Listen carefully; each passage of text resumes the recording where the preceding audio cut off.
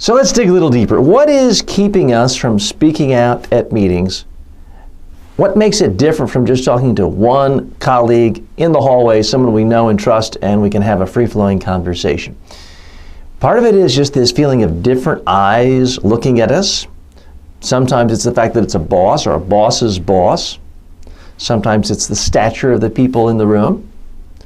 There's a whole bunch of reasons, and at some point we ought to just get over it and just talk. I want to start off with the easiest way of talking in a meeting, and that is to simply ask a question. It doesn't have to be a brilliant question.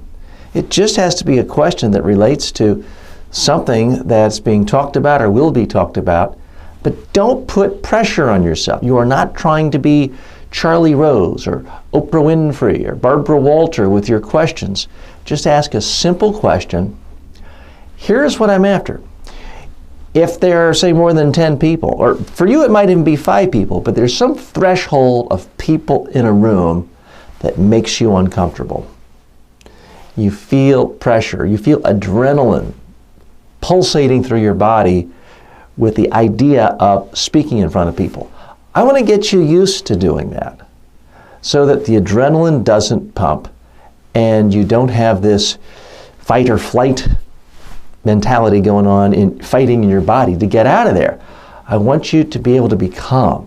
Now, it's perfectly normal to be nervous, to be uncomfortable when you're about to speak in front of people, even if it's to ask a simple question.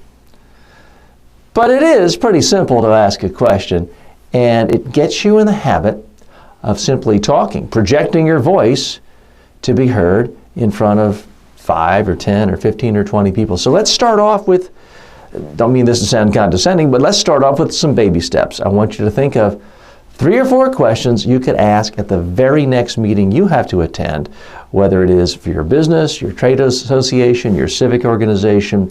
Write those questions down now.